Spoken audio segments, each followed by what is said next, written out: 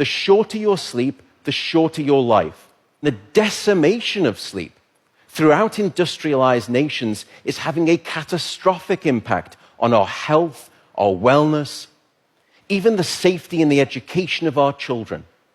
It's a silent sleep loss epidemic, and it is fast becoming one of the greatest public health challenges that we face in the 21st century. The disruption of deep sleep is an underappreciated factor that is contributing to cognitive decline or memory decline in aging, and most recently we've discovered in Alzheimer's disease as well. There's a structure that sits on the left and the right side of your brain called the hippocampus. It's very good at receiving new memory files and then holding on to them. Yet in those people who are sleep deprived, we actually couldn't find any significant signal whatsoever. Without sleep, the memory circuits of the brain essentially become waterlogged, as it were, and you can't absorb new memories. We have since discovered that a lack of sleep will even erode the very fabric of biological life itself, your DNA genetic code.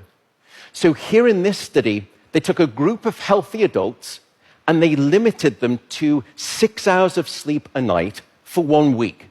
And then they measured the change in their gene activity profile relative to when those same individuals were getting a full 8 hours of sleep a night. And there were two critical findings. First, a sizable and significant 711 genes were distorted in their activity, caused by a lack of sleep. The second result was that about half of those genes were actually increased in their activity, genes associated with the promotion of tumors, genes associated with long-term chronic inflammation, and genes associated with stress, and as a consequence, cardiovascular disease. There is simply no aspect of your wellness that can retreat at the sign of sleep deprivation and get away unscathed. And at this point, you may be thinking, oh my goodness, how do I start to get better sleep? What are your tips for good sleep? The first is regularity. Go to bed at the same time, wake up at the same time. No matter whether it's the weekday or the weekend, regularity is king, and it will anchor your sleep and improve the quantity and the quality of that sleep. The second is keep it cool. Your body needs to drop its core temperature by about 2 to 3 degrees Fahrenheit to initiate sleep and then to stay asleep. And it's the reason you will always find it easier to fall asleep in a room that's too cold than too hot.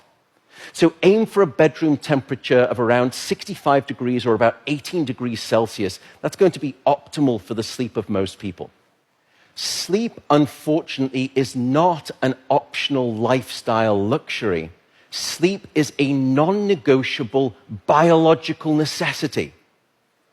It is your life support system. And with that soapbox rant over, I will simply say good night, good luck, and above all, I do hope you sleep well.